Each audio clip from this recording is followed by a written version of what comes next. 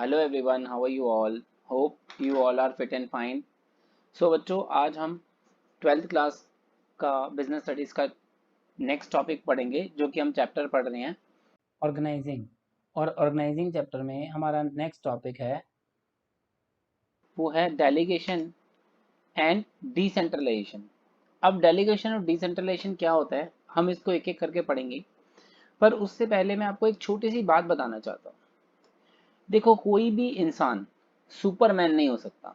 मतलब वो अपने सारे काम और अपने सारे डिसीजन, चाहे वो 10 डिसीजन हो, चाहे वो 20 डिसीजन हो, चाहे वो 100 हो, चाहे वो 150 हो, चाहे वो 1000 डिसीजन हो, जैसे जैसे हमारा स्केल काम का बढ़ता चला जाता है, वर्क लोड हमारा चेंज होता चला जाता है, वैसे वैसे ही हमें कई तरह के डिसीजन लेने होते हैं।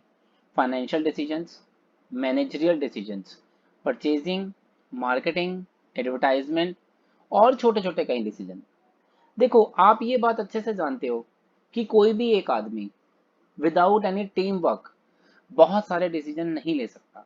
तो ये जो आज का टॉपिक है, वो इसी चीज पर बेस्ड है कि हर मैन सुपरमैन नहीं होता।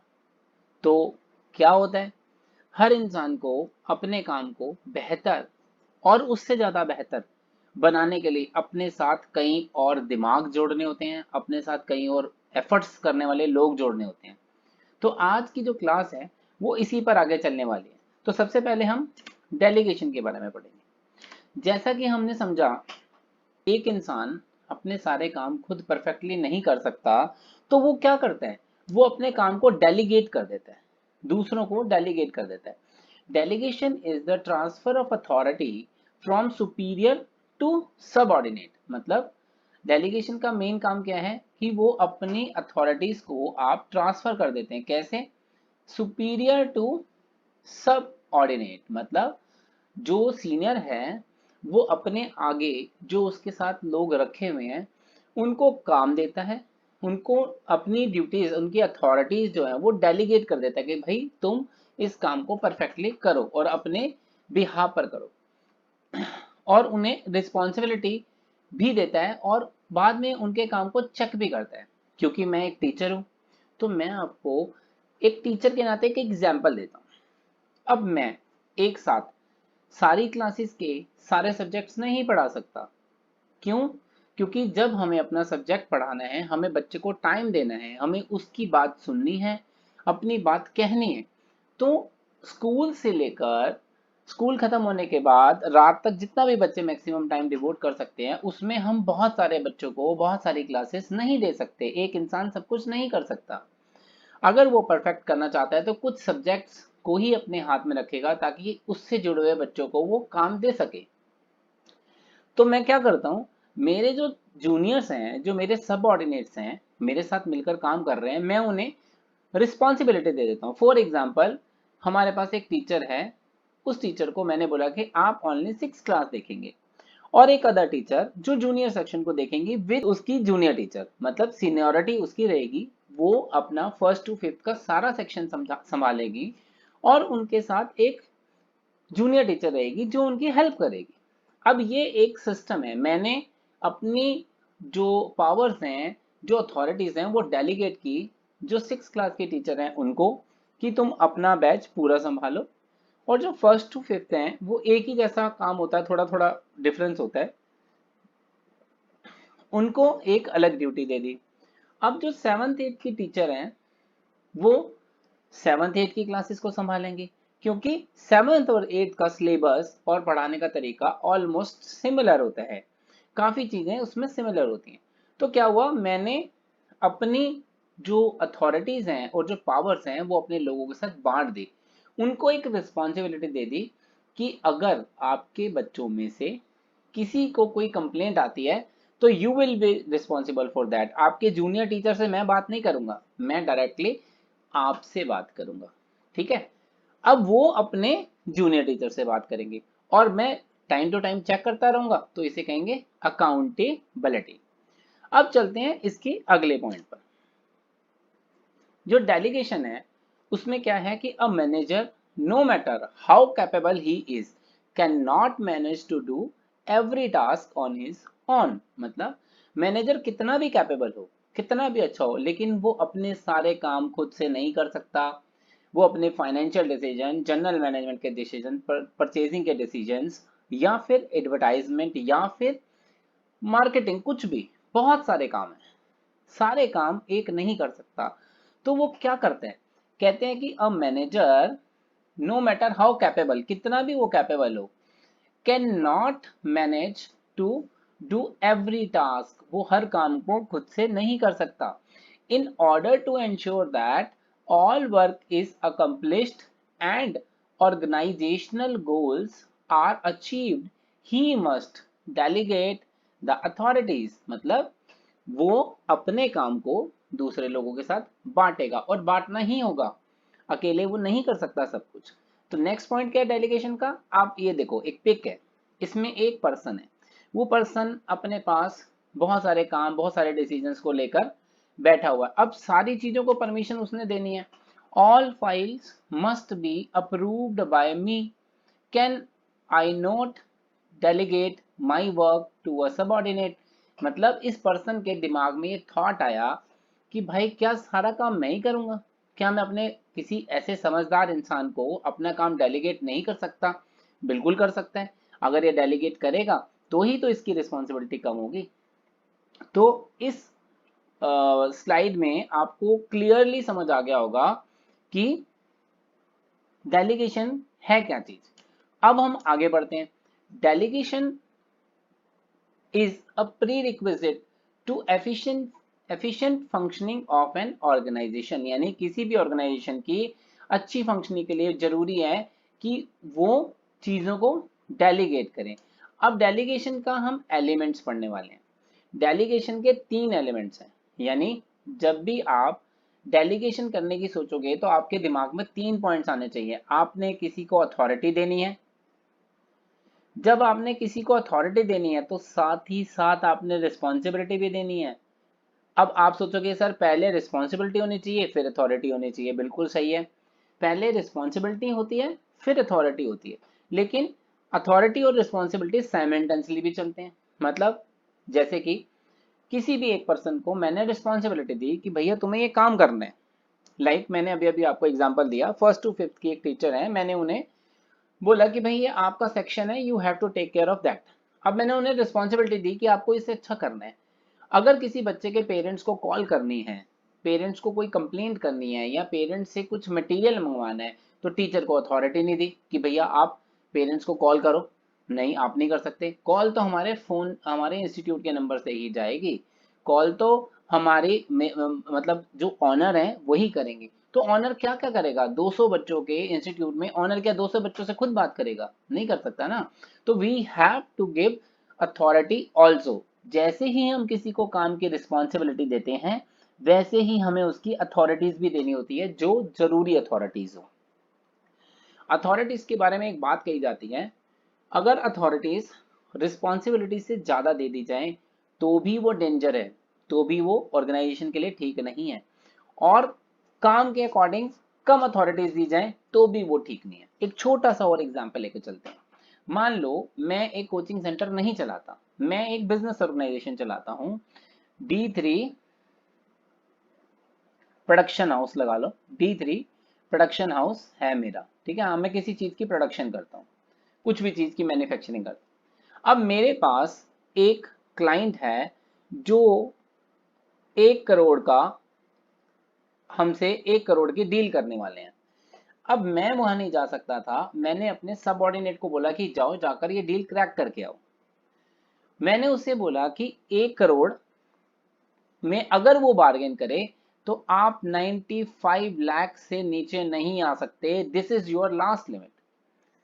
अब वहां पर डील चल रही है, सब कुछ हो रहा है, 95, हमने उसको मनाने की कोशिश की, वो 90 पर अड़ा था, 90 लाख पर, हम 95 पर अड़े थे, थोड़ा सा वो ऊपर आया, उसने 93 लाख तक हामी भरी, कहता मैं इससे ज्यादा नहीं दे सकता, आपको ऑर्डर पूरा करना है करो, नहीं करना तो मैं किसी और को दे दूंगा।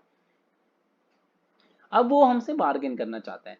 अब मैंने जो अपनी सबऑर्डिनेट वहां भेजी, या मैंने अपने सबऑर्डिनेट को भेजा, उसको मैंने कैपिंग करके दी थी कि भाई 90,000 से नीचे नहीं। अब वो डील छोड़कर आ गया क्योंकि उसने मुझे कॉल किया, मेरी उससे बात नहीं हो पाई या मैं कहीं बिजी था। मैंने उसको बोला भाई 2 लाख की तो बात थी, मान जाता। कहता सर जब आपने मुझे 95 के लिए अथोराइज किया, आपने कहा था कि 95 से 2-3 नीचे ऊपर आ सकता हूँ। अगर मैं 2 लाख नीचे ले आता तो आप मुझे कहते 2 लाख तू दे, क्योंकि मैंने तो तेरे को 95 बोला था। तो फिर मैं सोचूंगा हाँ यार बात तो ठीक है, बंदा तो यार सही कह रहा है। क्यों? क्योंकि उसको तो हमने बोला ही था कि भाई 95 से नीचे नहीं। तो मुझे उसे सफिशिएंट अथॉरिटी भी देनी चाहिए थी। मैंने उसे रिस्पॉन्सिबिलिटी दी और उसे लास्ट बोल दिया। लेकिन मैं अगर उसे कह देता कि अगर 2-4 नीचे हो तो कर लेना, ज्यादा नीचे मत करना, तो वो इस डील को क्रैक करके आ जाता। ये है अथॉरिटी और रिस्पॉन्सिबिलिटी, साथ साथ क्यों चलती हैं। अगला है अकाउंटेबिलिटी। अब देखो, आप लोगों के स्कूल में टेस्ट होते हैं जब आप पढ़ते हो, ये अकाउंटेबिलिटी है आपकी। मतलब टीचर ने, पेरेंट्स ने पेरेंट्स ने टीचर को रिस्पॉन्सिबिलिटी दी कि आप हमारे बच्चे को पढ़ाओ। आपका टीचर ने उसको पढ़ा दिया। पढ़ाने के बाद बच्चे ने वो पढ़ा या नहीं पढ़ा, बच्चे को वो याद है या नहीं याद, इन सब के लिए स्कूल में बनाया गया है टेस्ट। जो काम दिया गया है वो काम हुआ या नहीं हुआ। यही काम, यही चीज बिजनेस में भी होती है। हम जब किसी को रिस्पॉन्सिबिलिटीज और अथॉरिटीज देते हैं तो हम ये देखते हैं कि जो काम हमने उसे दिया उसने किया या नहीं किया। अगर नहीं किया तो क्यों नहीं किया, कब तक हो जाएगा। तो अकाउंटेबिलिटी मतलब जो रिस्पॉन्सिबिलिटी दी गई है उसे क्रॉस चेक करना कि वो पूरी हो रही है या फिर नहीं हो रही। तो ये थे एलिमेंट ऑफ डेलीगेशन। डेलीगेशन के ये मेन एलिमेंट्स हैं। ठीक है, अब इसके बाद चलते हैं अगले पॉइंट पर। अब जो अथॉरिटी है वो क्या है उसे समझेंगे। Authority refer to the right of an individual to command his subordinate and to take action within the scope of his position. मतलब अथॉरिटीज का मतलब है कि आप अपने राइट्स जो हैं वो अपने सबऑर्डिनेट्स के साथ शेयर करते हो ताकि वो जरूरी रिस्पॉन्सिबिलिटीज को पूरा कर सकें। इसके अलावा it arise from establish scalar chain. मतलब अथॉरिटीज हमेशा सीनियर अपने सबऑर्डिनेट्स को देते हैं, सबऑर्डिनेट्स अपने सीनियर्स को कभी अथॉरिटीज नहीं दे सकते। सबऑर्डिनेट्स अपने सीनियर्स को जवाब देते हैं, अकाउंटेबिलिटी। अथॉरिटी ऊपर से नीचे चलती है, अकाउंटेबिलिटी नीचे से ऊपर चलती है। It arise from established scalar chain which link the various jobs position and level of the organization. It flow from top to bottom। जो authorities हैं वो ऊपर से नीचे की ओर दी जाती हैं और जो responsibilities हैं वो नीचे से ऊपर की ओर जाती हैं। ठीक है जी। अब रिस्पॉन्सिबिलिटी की बात करते हैं। Responsibility is obligation of a subordinate to properly perform the assigned duty. जो उसे काम दिया गया उस काम को प्रॉपरली किया जा सके। It arise from superior subordinate relationship because the subordinate यानी जो जूनियर है bound to perform the duty assigned by his or her superior. यानी उसके जो सीनियर ने उसे ड्यूटीज दी हैं, जो करने के लिए कहा गया है वही करना उसकी रिस्पॉन्सिबिलिटी होती है। अकाउंटेबिलिटी क्या है? Accountability mean answerability. जो मैंने अभी आपको बताया कि क्या काम हुआ, कैसे हुआ, वो सब बताना होता है। ठीक है।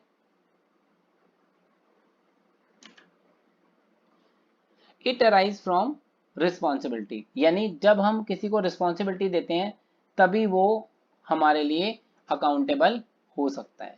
अब चलते हैं इसके अगले टॉपिक पर। अब हम इन अथॉरिटी, रिस्पॉन्सिबिलिटी और अकाउंटेबिलिटी को कंपेयर करेंगे, डिफरेंस बिटवीन। ये वाला टॉपिक इंपॉर्टेंट भी है, ये आया करता है पेपर के अंदर। सबसे पहले हम बेसिस देखो, ये मैं आपको टाइम टू टाइम बताता रहा हूं कि जो बिजनेस स्टडीज और इकोनॉमिक्स के अंदर हम डिफरेंस बिटवीन लिखते हैं, अब डिफरेंस बिटवीन के अंदर जब भी हम कंपेयर करते हैं किसी भी चीज़ को तो हम बेसिस पर कंपेयर करते हैं। जैसे आप लोगों को मैंने बताया था कि जैसे हम किसी के कलर पर उसको कंपेयर करते हैं, फेयर, मॉडरेटरी फेयर और जो है थोड़ा डार्क कंप्लेक्शन। किसी की हाइट पर टॉल, मॉडरेटरी टॉल, ड्राफ्ट यानी साइज में छोटा, शॉर्ट। ठीक है, तो ऐसे ही हम अथॉरिटी, रिस्पॉन्सिबिलिटी और अकाउंटेबिलिटी को सबसे पहले उनके मीनिंग के बेस पर हम डिफरेंशिएट करते हैं। अथॉरिटी मतलब पहले हम उसको राइट देते हैं, उसको कहते हैं कि ये तेरा अधिकार है कि अब से तू ये कर सकता है, राइट टू कमांड, तू ऑर्डर दे सकता है, तू कमांड दे सकता है। रिस्पॉन्सिबिलिटी, ऑब्लिगेशन यानी भाई हमारी रिस्पॉन्सिबिलिटी है कि हम सामने वाले के लिए ये काम परफॉर्म करके दे जो उसने हमें अलॉट किया है। अकाउंटेबिलिटी मतलब आंसरेबल होना, कि जो काम दिया गया था वो ठीक ढंग से हुआ या नहीं हुआ, और अगर कोई कमी है तो उसे किया जाए। ओरिजिन, ओरिजिन मतलब कहाँ से शुरुआत होती है। Authority arise from formal position, यानी पहले बंदा फॉर्मल रहता है फिर उसके बाद। और रिस्पॉन्सिबिलिटी कैसे, अराइज फ्रॉम डेलीगेटेड अथॉरिटी, यानी अथॉरिटी देने के बाद ही रिस्पॉन्सिबिलिटी जनरेट होती है। और अराइज फ्रॉम रिस्पॉन्सिबिलिटी, अगर आपने रिस्पॉन्सिबिलिटी आपको दी गई है तो उसी के लिए पूछा जाएगा कि हुआ या नहीं हुआ। जैसे आपके घर में बड़ा भाई या बड़ी बहन होगी, उनको आपके लिए कहा गया कि भाई आपके पापा ने बोला कि इसको चैप्टर 4 ये वाला करवा दियो, इसको आता नहीं है ठीक से और ट्यूशन किसी वजह से जा नहीं रहा है या कुछ भी रीजन।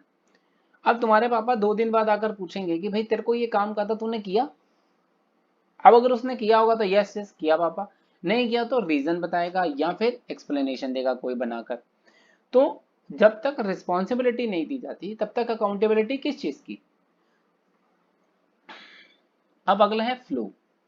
फ्लो मतलब अथॉरिटीज सुपीरियर की ओर जाती है, फ्लो डाउन, सुपीरियर से नीचे की ओर जाती है, downward for superior to subordinate, ऊपर से अथॉरिटीज अपने जूनियर्स की तरफ जाती हैं। और फ्लो रिस्पॉन्सिबिलिटी अपवर्ड, यानी जूनियर्स को जो अथॉरिटी दी गई है और जो काम दिया गया है ये उसके लिए, इनको जो रिस्पॉन्सिबिलिटी है ये उनकी ऊपर वालों के लिए है। और अकाउंटेबिलिटी भी ऊपर की ओर जाती है अपवर्ड डायरेक्शन में, क्योंकि जो काम दिया गया है उसी को क्रॉस क्रॉस चेक करने को ही हम अकाउंटेबिलिटी कहते हैं। डेलीगेशन जो है, अथॉरिटीज को डेलीगेट किया जा सकता है, अथॉरिटीज को डेलीगेट किया जा सकता है, कैन बी डेलीगेट, बट अपनी रिस्पॉन्सिबिलिटी किसी को नहीं दी जा सकती कि भाई ये इसकी गलती है, इसने नहीं किया। और can not be delegate, accountability भी डेलीगेट नहीं की जा सकती। जो काम दिया गया था वो सही से हुआ या नहीं हुआ, आप कह दो कि भाई तू ये काम कर दे, क्यों, जब रिस्पॉन्सिबिलिटी आपको दी गई थी तो आप ही करोगे।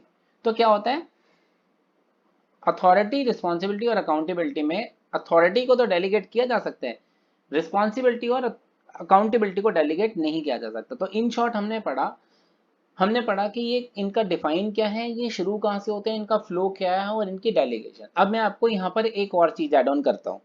देखो बच्चों, मैंने आप लोगों को टाइम टू टाइम ऐसी बातें बताई हैं, लेकिन आज फिर बताने जा रहा हूँ। ये एक क्वेश्चन है कंपेयर का। मैंने आप लोगों को बताया था, अगर कभी आप, सपोज आपको शॉर्ट नोट याद नहीं आ रहा मगर आपने ये लर्न कर रखा है, ये अच्छे से लर्न है, तो आप लोगों को मैंने ये बात बताई थी कि आप क्या कर सकते हो।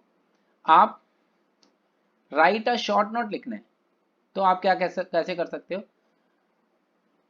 Authority is right to command, authority is right given to subordinate to command over their area of work.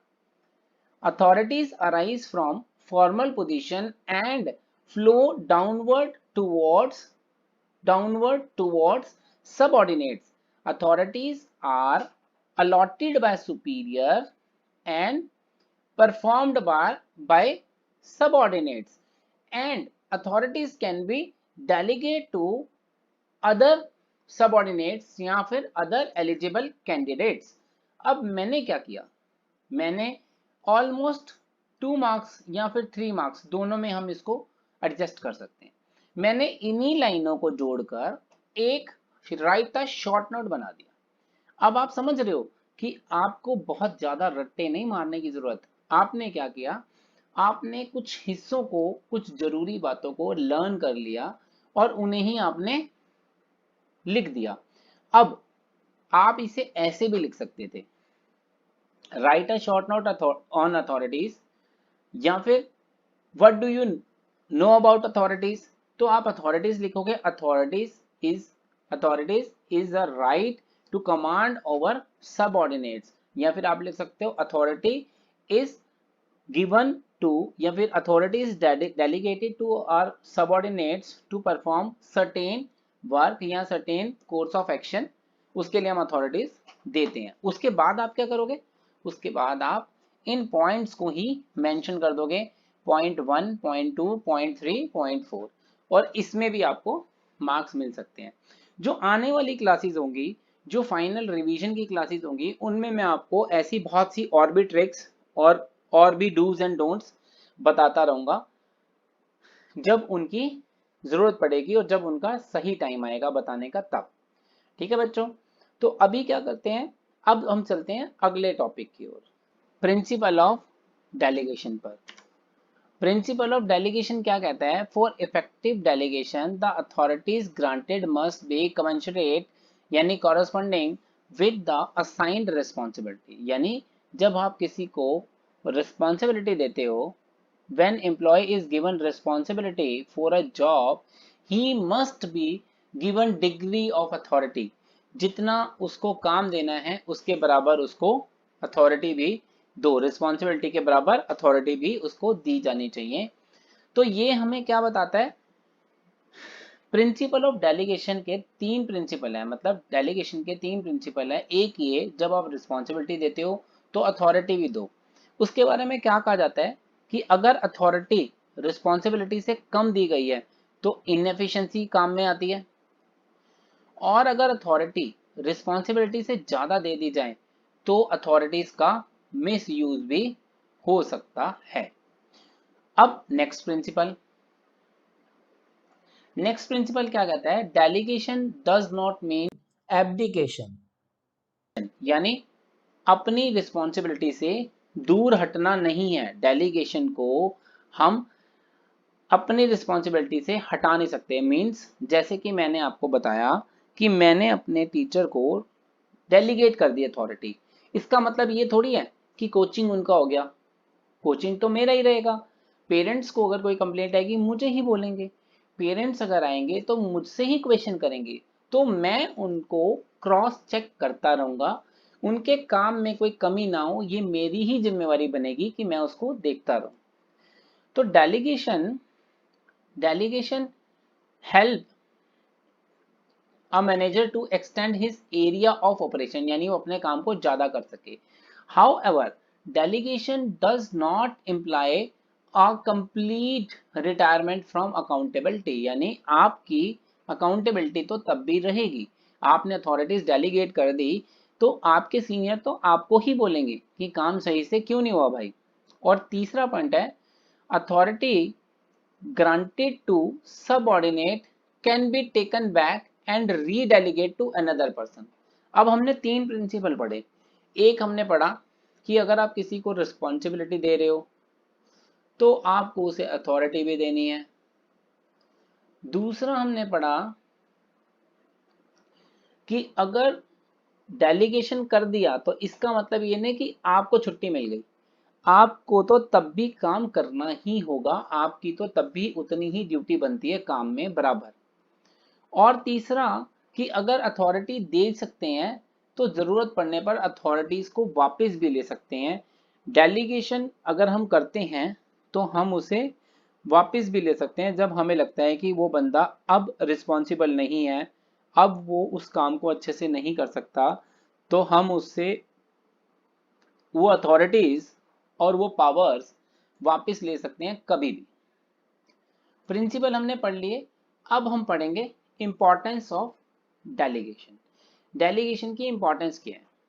सबसे मेन बात डेलीगेशन के लिए कही जाती है कि डेलीगेशन इज की एलिमेंट इन इफेक्टिव ऑर्गेनाइजेशन। किसी भी ऑर्गेनाइजेशन के अच्छे तरह से चलने के पीछे डेलीगेशन का एक बड़ा रोल है, यानी अपने काम को दूसरों के साथ शेयर कर लेना और सही पर्सन को काम पर लगाकर उसके थ्रू अपने जरूरी काम करवा लेना, यही डेलीगेशन है और ये हर ऑर्गेनाइजेशन के लिए जरूरी है। ग्रोथ को फैसिलिटेट कैसे करता है कि एक बंदा जो वो काम अच्छे से कर सकता है वो उस काम को करे, और जो उसके सबऑर्डिनेट्स हैं वो अगर दूसरे काम को अच्छा कर सकते हैं तो वो उस पर वर्क करे। इसी वजह से मैनेजमेंट भी अच्छी चल जाती है, सारा काम ठीक ढंग से हो जाता है, और जिन लोगों को हेल्प मिलती है यानी जिन लोगों को अथॉरिटी दी जाती है उनमें भी एक जोश आता है, एक मोटिवेशन मिलता है कि हमारे सीनियर्स हम पर इतना भरोसा करते हैं, हम ये काम जरूर करके दिखाएंगे, ये हमारे लिए बहुत अच्छा होगा और ये हमारे लाइफ के लिए, हमारे जॉब के लिए भी एक पॉजिटिव साइन है। और एम्प्लॉयज़ भी अपने काम में डेवलप होते हैं। जब एम्प्लॉयज़ को अथॉरिटीज़ दी जाती है, जब उनके ऊपर काम छोड़ा जाता है, तो वो भी अपने काम को धीरे धीरे पहले से बेहतर करने लगते हैं। जब एक सेंस ऑफ रिस्पॉन्सिबिलिटी इंसान के अंदर जनरेट हो जाती है ना बच्चों, तो इंसान अपने आप डेवलप होने लग जाता है। जैसे आपके पेरेंट्स जब आपके ऊपर आपके छोटे भाई बहन की रिस्पॉन्सिबिलिटी दे जाते हैं, जब तो देखो माँ बाप पेरेंट्स जो हैं वो घर पर होते हैं तो बच्चे लड़ते भी हैं, झगड़ते भी हैं, एक दूसरे से परेशान भी करते हैं एक दूसरे को। लेकिन कभी कभी मैंने देखा है कि जब पेरेंट्स नहीं होते और बच्चों पर कोई चीज़ कोई परेशानी आ जाती है, बच्चों को अकेले घर रहना होता है, तो वही जो कभी एक दूसरे का सिर फाड़ने के लिए तैयार होते हैं, वही एक दूसरे के साथ बहुत कूल होकर रहना भी शुरू कर देते हैं। और ये सबके पीछे क्या है? वो है सेंस ऑफ रिस्पॉन्सिबिलिटी। और पर्सन की डेवलपमेंट भी होने लगती है, उसकी नेचर में बदलाव आने लगता है। ये तो घर की बात थी ना, जॉब में भी यही सब कुछ होता है। आप खुद इमेजिन करो या आप खुद अपने चारों ओर देखो, आपके रिलेटिव्स में, आपके कजन्स में कहीं ना कोई बंदा ऐसा होगा जो आज से 10 साल पहले बेसिक जानता होगा, कम सैलरी लेता होगा या कम चीज़ों को जानता होगा, लेकिन आज जब उसे अथॉरिटीज़ मिली, जब उसके ऊपर रिस्पॉन्सिबिलिटीज़ डाली गई, जब उससे ज़्यादा से ज़्यादा अच्छे काम कराए गए, तो आज वही बंदा पहले से कहीं ज़्यादा बेहतर काम कर रहा होगा और अच्छी रिस्पेक्ट गेन कर चुका होगा। ठीक है, एम्प्लॉयज़ की डेवलपमेंट भी बहुत होती है। और मैनेजमेंट की हायरार्की, जो मैनेजमेंट का ढांचा है, वो भी बढ़ता चला जाता है और लोग जुड़ते चले जाते हैं और काम और बेहतर होता जाता है और ऑर्गेनाइजेशन में एक अच्छा कोऑर्डिनेशन भी डेवलप हो जाता है। ठीक है, तो बच्चों इस वीडियो के लिए इतना ही। आगे का टॉपिक जो है आपका डिसेंट्रलाइजेशन का, वो मैं नेक्स्ट वीडियो में एक्सप्लेन करूंगा। ओके बच्चों, बाय बाय, टेक केयर।